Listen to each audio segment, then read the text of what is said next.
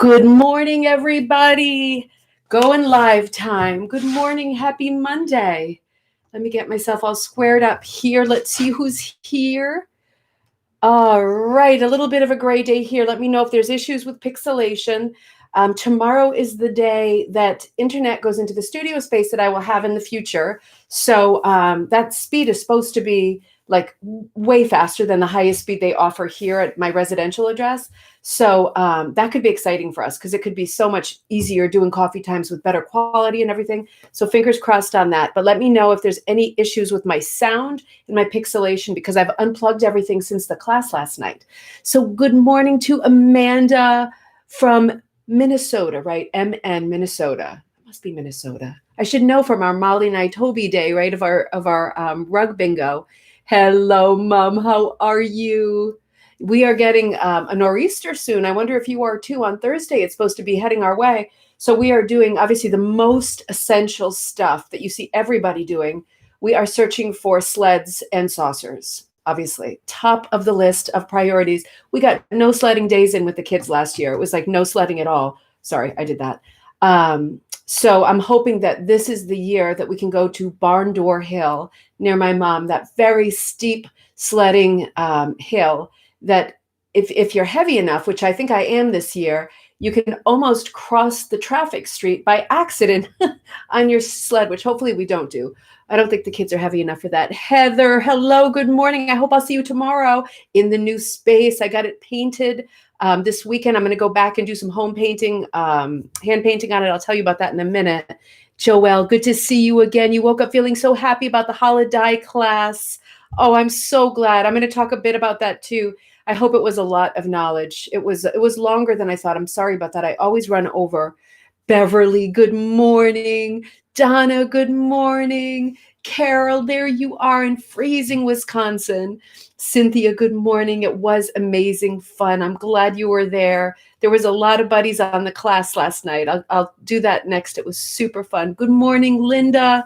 Good morning, Crystal. Pretty warm in Nova Scotia. It's supposed to be December. You never know. This is like this whole imaginary global warming thing, right? It's like colder in the winter and warmer in the summer. It's getting scary.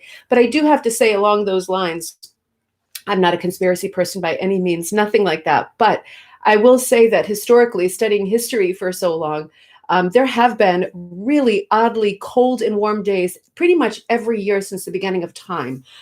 Which doesn't mean that bad things are not in the works, but it does mean there have been extraordinary. For example, when I used to give tours of Yellowstone, it has historically snowed every day of the year at one time or another at Yellowstone, like every single day, one time, one year or another. I mean, that's extraordinary. So weird weather can happen.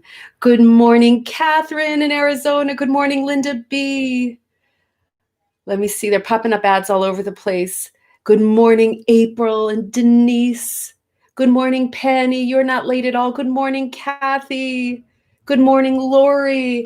All right, let's go. I'm a bit of a bum today. I've got a sweatshirt on because I'm going to be doing some more painting and I'm going to be doing a ton of dyeing. Kathy put a huge order in, so I'm doing a bunch of dyeing for things that were missing from that. And I just want to point out that although I'm dressed like a bum, I do have my Christmas pin on, and I really like this nice vintage one. So that is a symbol to let you know that I'm not completely letting myself go. Painted the nails and put the pin on. That's as far as we got. Good morning, Joan. Your first visit to the chat room from Jamaica. Joan, I bet it's not snowy there. I bet it's not even freezing there, right? It's probably good times. That's nice, Penny. All right, so let's see what we got going. We had such a nice time last night. It was the dye class. I called it holiday because I have to be corny every chance I get. It was super fun. It was a sold out class, so I'll probably run a class every month for as long as there's people who want to learn dyeing. And I try to be in these classes as free with information and answers as I can be. I never keep secrets. I let you know exactly where I buy my stuff, where the cheapest stuff is, where the best stuff is. The stuff that I'm using, where all that stuff is, I always let you know because there's no benefit to having bad karma in this world. Good morning, Michelle. So it was a super, right, Michelle? It was a super fun class. We got a lot done. I'm going to show you the things that I did of that class, but it was really fun. And I will run them monthly as long as there's a demand for it. And I will say, last night we used, because it's holiday season, we used what's called, I keep calling it glitter, but it's actually called sparkle door wool. We used each 4 skeins of the Briggs and Little, the natural white that I get, hair stuff, from the Maritime family in Maine. And then we used 4/4 of the door sparkle. And that is not available right now because people have asked, and I'm sorry I haven't gotten back, but it is not available right now. It is just not available this season. So that was pretty much the end of it. What we used last night is the end of it for now. I hope that it returns to stock at door for next year, because they do have glitter wool, like in green and red and different colors, but not natural, not for dyeing. And it came out really, it came out really nice. So fingers crossed that we can all get that next season. I got a big bolt of it from Naomi at Ravensgate Primitives because she's local to me and she had more than she needed. So I bought that from her and then I put it with all the class material. So I hope that we can all get that soon. Let me show you what we did last night. We did 4 skeins of yarn and we did 4/4 of wool. And we did them with holiday theme, like holiday foods. I was trying to be a little kitschy and funny and do something fun and different. So that was our theme. The theme every month will be different. And we will do some of the same techniques because for true beginners, I always want you to learn how to dye one color in the pot. You get it. You get what things you can do or not do to make it have different effects. And then we'll do different techniques each time, a few different things. We'll get into stuff with jars and different kinds of ombre dips and drip dips and stuff like that. So last night we did, this one was called Fruitcake. And you can see the sparkle. I mean, it's a little sparkly. It's not crazy, but it was like a brown dye with greens and reds over it. I thought that came out really pretty. They're still a little bit damp. I have this great thing, if you can see me, I have this great thing that we put in the shower. And it folds in half, but it's got like feet on the bottom, so it can go right on the edge of the tub. And you can just put things in there because for everybody, drying your stuff in winter is tricky. So let me show you these guys, and then I'll grab the yarns. That was the fruitcake. This was the one that was called Spiced Eggnog. And I had a lot of fun with this. I pulled mine out early. If you can see within the eggnog, because these are chemical dyes, they do what's called breaking. So it breaks down and you see the colors that are actually in the brown. This color was a brown color, but it broke into fuchsia and green, if you can see that. And if I had let it keep going and I had been dealing with it with more water, I could have blended that all out, right? It breaks immediately, but I saw the break and I liked the break and I took it out because it gave me a few more colors in there. It gave me lots of little fuchsia and evergreen flecks that were part of the brown. You will never get breaking with your natural dyes, but you often get wonderful breaking like this with chemical dyes. And it's just a lot of fun. It gives you some more crazy colors. This is no mistakes. This is all part of breaking. So that was the spiked eggnog. And then we did a couple of these. This was the mulled wine.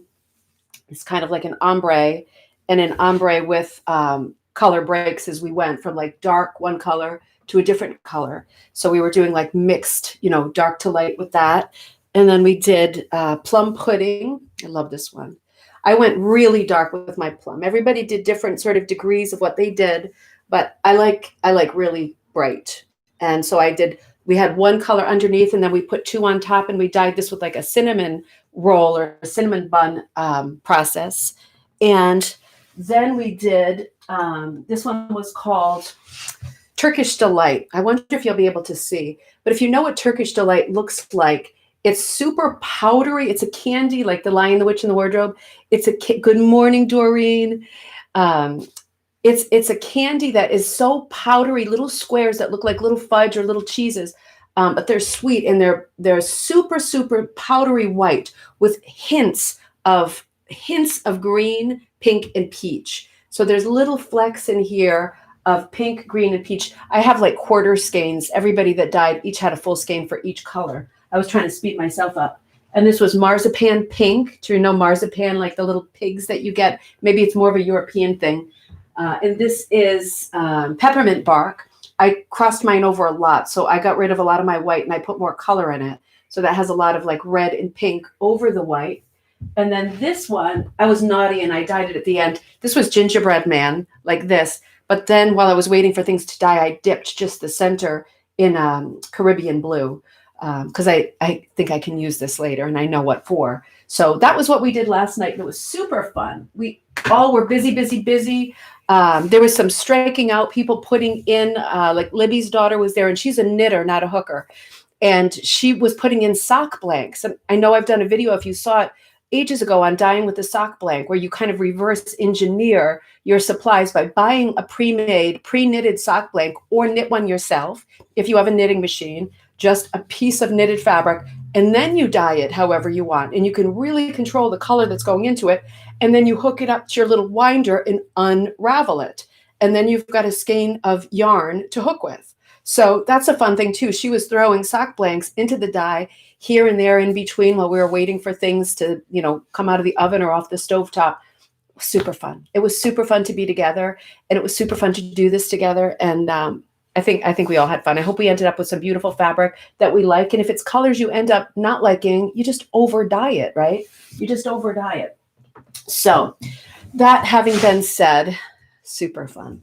All right, let me see what else I have for you. The beginner kits are going out today. I showed you all the yarns the other day, but this is the 10 by 10 Bright and Beautiful. So these are going out today. I will do something, if you want to do quillies with it, I will do quillies with it. But I've got my chisel thing to show you, almost like old world style.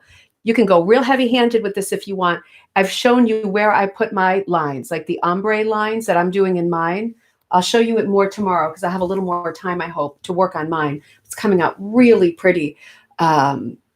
Yeah, I've got a lot of dyeing to do today, so we'll see. So I had that going on. And then I mentioned the other day, and I didn't want to drop the ball on it because I think it's a good thought for us for 2021. Carol, if you're on today, you gave me this idea ages ago. Whether you know it or not, you gave me this idea that I think is a good idea.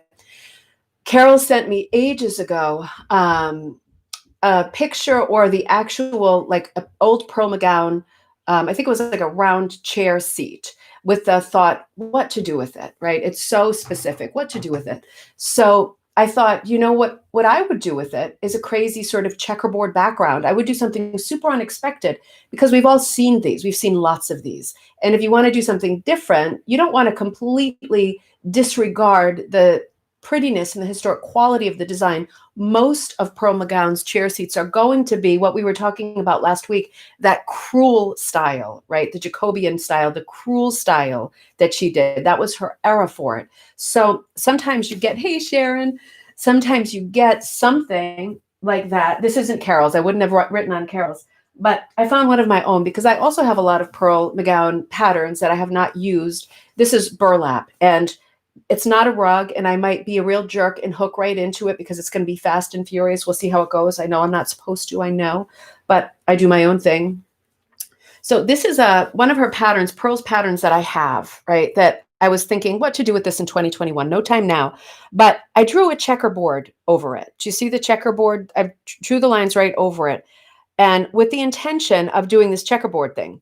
Now, when I had this idea for the checkerboard for Carol, I'd never heard of MacKenzie-Childs. So more on that in a minute, because this ties in really well. I've brought her up a couple times since because I've learned about her, and it was an exciting discovery. So I drew this checkerboard with, if you're quilters, you know this tool. This is a quilting ruler. This is great for so many things because you can see right through it. You've got your half inch, you've got inches. It's really easy to see with a grid. You can see, I really wanted to get this right. And I didn't just draw with that ruler. I made sure I was following the grain because in terms of hooking, I don't want a diagonal nightmare. I don't want any shift. Oh, Cynthia, you got your Christmas crackers a few days ago with Brenda's sentiment. That's so nice. Brenda's not often on, but she's always watching. Brenda, thank you so much, right? She sent some nice greetings out. Everybody sent nice greetings out. Those crackers went like crazy. There's still some available. There's a few available if you want them. They can probably even arrive fairly soon. The mail seems to be going okay, for me anyway. But yeah, still crackers available. And every cracker that I got, I would switch greetings, of course, with someone else who had just bought crackers. And the crackers have been flying back and forth to Canada, all over the US. It's been super, super fun. There's even a couple of cracker sets that went abroad, which is appropriate since they came from England. It's nice if some of them went back, the idea of the cracker. But super fun and just something different. They were very, very time consuming. It's hard to think about doing them next year because they took a lot of time, but it was also so super fun. And I loved seeing the greetings going back and forth. So I'll have to think about it in 11 months. You got your crackers on Friday. Oh, nice. So I was really careful to go with the grain with this. And I do plan to do proper justice to Pearl's crewel design, but I am going to put a crazy checkered background. So I've mentioned this MacKenzie-Childs before. And the reason I know who she is because some of her rugs occasionally pop up on eBay and in Facebook Marketplace. And I didn't know who she was. And these are not handmade rugs. These are manufactured rugs, but they are extremely expensive. She does a lot for Neiman Marcus. This is very high-end stuff. But I want to show you what the style is, because if you want to do something similar, if you want to take one of your older patterns and pop the background in a more modern way, you can keep the old and the new. To remember the Pearl McGowan saga that we had last week, where we looked at some of her designs, where she went like halvesies, half like super oriental and half her classic shading medallion in the middle. When you do half and half, it's so you double the interest of the piece at least.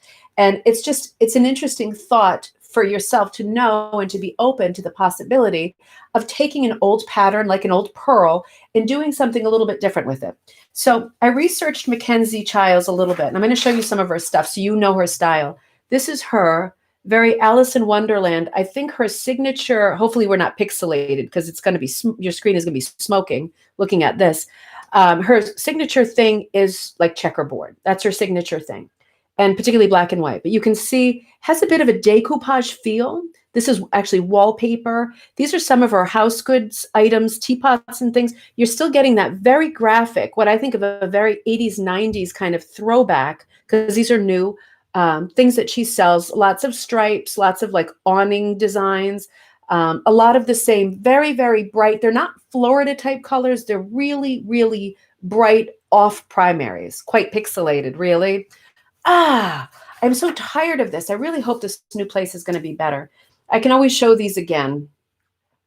Is it me that's pixelated too? I hate playing this game. Homie doesn't want to play this game. I'll show you these quickly just in case. These are her rugs. She does do rugs. These are 4 of her rugs. So they're quite expensive. I mean, they're on her website, and there are also older ones that are not currently on her website. They are hooked rugs, but they're not handmade hooked rugs. But they are beautiful, and they're very high quality. There's nothing wrong with the quality, but this is the style of things. It's doable. Okay. This is the style of thing that she puts out. So very different. If you can imagine this a little less graphic with more of a pearl thing in the center, that's kind of what I'm getting after. And I just want to tell you a little bit about her too, because she's an interesting character. But I got kind of into this thing in the last couple of days, looking for new designers who could cross over into our traditional rug hooking, because it's interesting to think about home decor and how that crosses. Thanks, Cynthia. I know I love her housewares too. All of her stuff is great. I sometimes see it in antique stores, and it's not antique. It's just high end. And people know when they have something that's kind of out of print or not in the current shop, and they know that they can ask more for it, which is fair enough because it's at that point quite collectible. So with my design that I have of pearl, I'm going to do a serious crossover. And I'm going to do a real traditional sort of rendering of the crewel part of the design. And in the background, I'm going to go for that checkerboard. And I don't know that I want to go for it in black and white. I don't know if I want to make that much of a commitment. I might do in the end. But I took out my black that's more of like a grapevine. It's got purples and darks in it, more of an antique black. Sharon says, Victoria McKenzie and Richard Childs created the company. Yeah, exactly. It's a combination. So if the question comes up, thank you, Sharon. Exactly. If the question comes up, who is MacKenzie-Childs? It's actually who are MacKenzie-Childs, because it's like a husband and wife team. And they have a really cute story too. But I took out, I probably will end up doing black and white, but I took out like more of an antique black, and I have an oatmeal out. I have an evergreen out, and I have these 2 colors out that I haven't wound yet. A real minty pistachio, a real sort of 1920s mint. And then this, it looks beige, I think, in this light, but it's flesh color. This is the color called Lobster Bisque from Prochem. So it's more of a pink than it is a tan. So I took out kind of in between colors with the idea of honoring the crewel part of this design, CREWEL, And then doing something a little crazy in the background to pop it and see how that goes. Probably fuchsia and magenta will work their way in too. Something to think about with some of your patterns that have been sitting around that you're not super interested in. So with this in mind, I just think that this is such an interesting style, and knowing that there are a lot of rugs out there. What a bad background I have with that drying rack, huh? I looked them up a little bit. Sharon knows already. Please post pics in group. Okay, I'll post this in the group so you can see better. But it's a husband and wife team. Sharon just said Victoria McKenzie and Richard Childs created the company. She said she was sitting in her little studio and making what you call a chowder bowl. They were potters first.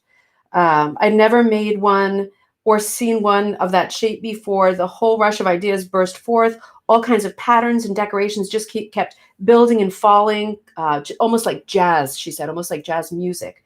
So Victoria was born in San Francisco and Richard was born in Massachusetts, but their life mainly began in college where they met. And they both attended Alfred University in the mid-'70s, where they became disillusioned by the world of fine art. Interesting, right? By the way, I'm pulling this from a website called www.biggs.limitedltd.com.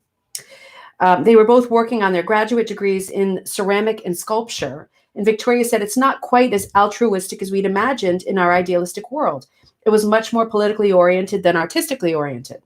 And once again, they graduated and the couple moved to Britain, where they worked on pottery for years.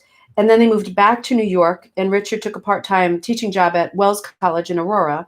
But Mackenzie had her daughter, and we've heard this story before. Life changes for the wife when she has a child. She becomes the caretaker. The daughter's called Carol Chaplet, and she wanted to go, she grew up wanting to go to school abroad for ballet, which she did. And Victoria and Richard could not financially accommodate her with this. So Heather said that she sold the daughter raspberries until she raised enough money to take the trip to England, but she only raised enough money with raspberries for the trip to England. And so at that point, Richard and Victoria started to really aggressively sell not only their pottery, but their artwork to be able to bring their daughter back. So I just thought that was a really interesting story. It's like, if you know the play The Fantastics, you wonder how these things began. It begins with a Glen, it begins with a moonlight, but this story begins with a ballet class and a daughter and disillusionment. It's just an interesting story of a family who figured it out in a really unorthodox way. And of course, now they are currently thriving. Their website is huge. They do tons of great design work, really interesting and beautiful stuff. I'm really reluctant to go forward. This is the segment on MacKenzie-Childs until I start hooking this rug, and then I'll return and I'll post these pictures. I found a second person along the same line, so I think is going to be a great inspiration. No, exactly, Heather. It's not MacKenzie-Childs at all. It's Pearl McGowan all the way, but it's going to become quite MacKenzie-Childs by the time I think of it. So I found a second artist this morning who is very different from MacKenzie-Childs' brand, but we're going to be really interested in, but I need to show you those pictures. So I'm going to show you those tomorrow. And in the meantime, the suspense building, because that'll just give us another person to research, another name to think about. And, you know, if you brainstorm, which I'm sure you often do, tell me too some names that I can share with our group here. Let me know if you know people like MacKenzie-Childs style, something that we might not know that we can research and look at together, and all of us go, oh, you know what? I like that. I think I can incorporate that style into something that I'm working on, whether it's a rug or otherwise. I love to be hit with styles and ideas that I don't know, because then I can go off into rabbit holes and check stuff out too. So let me, with the last few minutes, share. Oh, you just want to see the pattern. I'll show it to you tomorrow because it's probably pixelated. So I'll take a photo of this and show it. It's literally, I'll tell you the name of it too. It's the pattern, and I drew, it's called, oh, it's so faded. It's so faded and bad. It's called Cruel Handbag. Simple as that. Cruel Handbag. I'll take a picture of it and I'll show you what I'm doing, because if you have these sitting around, even if they're larger rugs and you want to grid them out, I would grid them straight, not diagonally, unless you want a crazy challenge. It's just a cool idea to think about doing this, because we can do this together. I'll start over the holidays and I'll keep you sort of abreast of my progress with this crossover. And if you do stuff like that too, keep me in the loop too, so I can share. So I'm going to move from inspiration in the last few minutes to a few of these little rug books that I have that I love to look at, and they don't require showing anything. So however pixelated I am, we should still get some good content in the next few minutes. I just wanted to show you how curiously funny in a curious way, it is to think about the progression of rug hooking in the 20th century, because we do hit that pearl landmark in the middle 20th century where swatches and dyeing become so important. And until that time, we're really not getting that. We are still seeing very graphic rugs. If you think about the Hutchinsons, if you think about Magdalena, if you think about the earlier rugs that are more primitive in style, we are not getting shading in those rugs. We're not seeing that trend until really pearl comes and drives the whole thing home. And I'm going to show you the chronology of that in like these three books, particularly these two books. It's so funny how marked the change is. This first book is a pamphlet that was put out by our buddy, William Winthrop Kent, right? So he wrote the first three, most importantly, the first two books ever on hooked rugs. And we haven't talked about him in great detail, so we will. We certainly will, come to him soon. This is 1941, and this is a Kent book. And in this book, it's a pamphlet. It's fairly hard to find. It's called A Primer of Hooked Rug Design. I'm not going to show you a ton because I'm pixelated. I'll show you tomorrow when we pick up. But he's basically showing in this book tools like the puncher thing. And so we're talking more about like punching than actually hooking. But people are also hooking in here. She's certainly punching. I'm probably still pixelated. But he's showing you a lot of designs in this 1941 primer. And you'll have to take my word for it. I'll show you these again tomorrow. None of these are shaded. These are all very graphic, what we would call primitive. And this is where I'm going to start tomorrow. Hopefully there's a better picture. And then we come just 6 years later in 1947 to this pamphlet. And this reflects more the Pearl McGowan School. So Pearl has already been at it for years. She doesn't actually mention Pearl McGowan in this pamphlet, which I think is incredible. The ABC of Rug Making, it's a home craft course. And it's by Hazel Reeder, Reeder, Kelly, Kelley. In this book, Hazel is showing us, it was given to Alice for Merry Christmas 1951 from Nellie. How cute is that?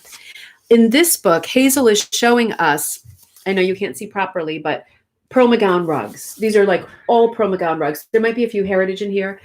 Again, she's not mentioning Pearl McGowan once in this book, but every single one of these rugs, I'm doing my video, is about shading. I mean, the prestige of each one is shading. So from 1941 to 1947, we have marked the change in the style of hooking that is popular. This is becoming much more popular and desirable than this. And that's the span of years that we're talking about when we make this change. And everything is a trend, right? Shading is still a trend, of course, but there is a very small window of time when this crossover happened, and these two books bookend that timeline. So in this book, it's quite funny because she talks a lot about dyeing, and she's using a lot of Pearl McGowan patterns. I'm recognizing a lot of them. Again, she's not mentioning Pearl McGowan. This is her here. She looks like such a happy lady doing her hooking on a Chetty Camp style frame that she's calling an easel rug frame. And she's telling you everything you need to know about dyeing. And it's funny, in a book like this, I'll show you this in detail tomorrow, she'll say like 3 maple leaves made by Mrs. Allen Taylor, blue background, rose colored, ancestry made by Mrs. Arthur McGavin. So in every picture, she's showing you a picture of a rug that's really a Pearl McGowan rug. She's not saying it's a Pearl McGowan rug. She's saying who made the rug. And that is another funny thing that has changed over time, funny, curious, because now, of course, if you were to show somebody a rug and not immediately say that it was designed by so-and-so and who the kit was by and who the colors are by, you can fairly expect, particularly on Facebook, for a bear trap to close with you half inside of it. So it's just funny how these things change and evolve. At this point in history, it was enough to buy the pattern and to spend 100 hours making the thing to call it your own. And of course, that's changed too. Many changes in the course of rug hooking. But it's interesting in this book. It's very dated. And again, I'll start with this tomorrow. But she talks about, with her dyeing, relating to our class last night, about using clothespins and things like that. There's much use of clothespins in her dyeing method. She talks particularly about acquiring porcelain pails. So that's not something we really talk about anymore. We talk about enamel pans and stuff as a luxury, but it's funny that she would require in a book like this from this era that you have a lot of clothespins and a lot of porcelain pans sitting about so that you could use them. She doesn't actually mention using designated stuff for dyeing, and she is using Cushing dyes, which are chemical dyes. She's not using natural dyes, which is also interesting, but very cute amount of information. It's funny the things that they focus on in these older books. She's very focused on getting your shading right, and she's very focused on making sure that the rugs you're making match the decor that's already in your room, like your curtains and your couch and all that stuff. It's just a funny little moment in time. But I love looking at these brochures. We'll look at these more. We'll start with this tomorrow. These brochures are so full of information for us. When you see these in the Facebook groups or you see these on eBay, you know, it's worth grabbing them. They're small. They're not going to change your life, but they're going to give you some happy time reading and looking at things that are quite curious to think about in 2020, right? Interesting things that have changed. And once in a while, a little nugget of information that is actually super useful and interesting and a different take on something that we do now. So anyway, we'll leave it there for tonight. Let's hope we have really bad weather today. So that could be part of our problem. We're getting like flurries and stuff. But hopefully better tomorrow, and the internet going into the new place tomorrow will hopefully give us no more pixelation issues. Come on, no more pixelation. Have a great afternoon, everybody. Get your stuff done. I'm going to post pictures of the things I just showed on the Facebook group if you're there. And otherwise, I will see you for coffee time tomorrow. Same time, same place. Have a great afternoon. Take care.